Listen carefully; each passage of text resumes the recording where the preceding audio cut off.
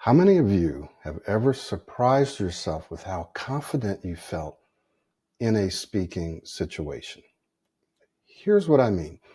You went into a speaking situation, interview, presentation, conversation, meeting, and you actually performed better than what you thought because you felt confident.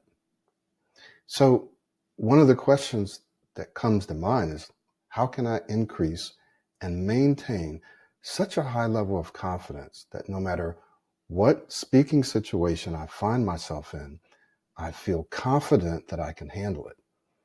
Now, here's a second question.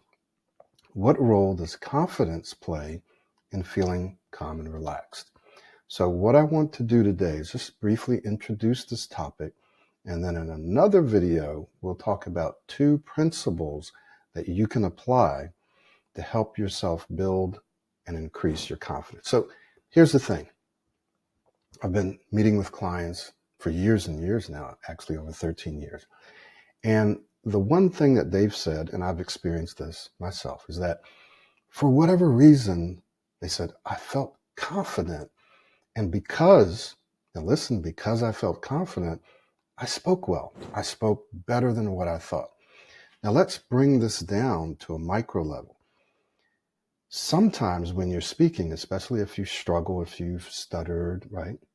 Sometimes you actually will anticipate a word or anticipate not doing well. And because you feel confident, you actually surprise yourself and do well. You actually speak well. So if this has happened to you, then again, one of the first things that you're going to think about is, how can I repeat this? How can I continue to feel confident? Because you know that this is going to be the key. No matter how many techniques, or how many programs you take, or how much you practice, if you're not confident, more than likely, you're not going to be able to perform as well as you would like.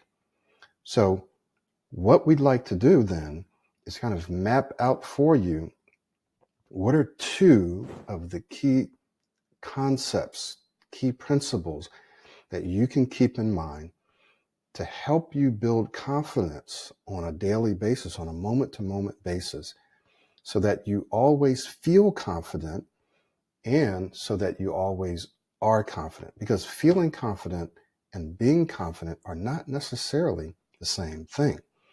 You can not feel confident, but be confident and perform well. Or you can not quite be confident, but feel confident in the moment and perform well. But then the next moment, you don't feel confident, so you don't feel well. So your confidence level keeps going up and down.